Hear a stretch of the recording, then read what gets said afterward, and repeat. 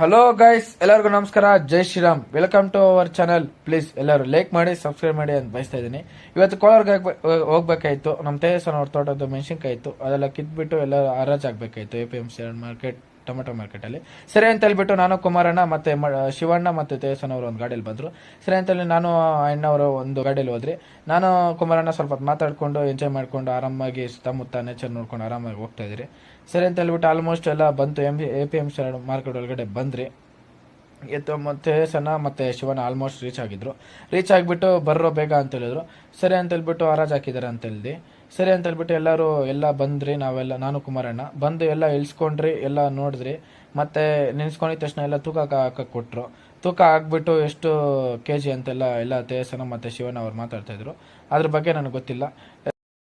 ತೂಕ ಎಲ್ಲ ಆದ್ಮೇಲೆ ನನಗೊಂದು ಕ್ಯಾರೆಟ್ ಕೊಟ್ಟರು. ಸರಿ ಅಂತ ಹೇಳಿ ನಾನು ಕ್ಯಾರೆಟ್ ತಿನ್ಬಿಟ್ಟು ಆರಾಮಾಗಿ ಪೀಸಾಗಿ ಎಂಜಾಯ್ ಮಾಡ್ಕೊಂಡಿದ್ದೆ.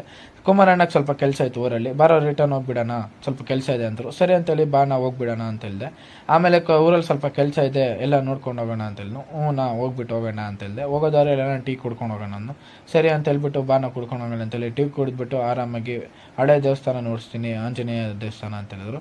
ಸರಿ ನಾನು ಕುಮಾರಣ್ಣ ಮಾತು ಕೇಳ್ಕೊಂಡು ಹಳೆ ಆಂಜನೇಯ ದೇವಸ್ಥಾನ ನೋಡೋಕೆ ಬಂದೆ.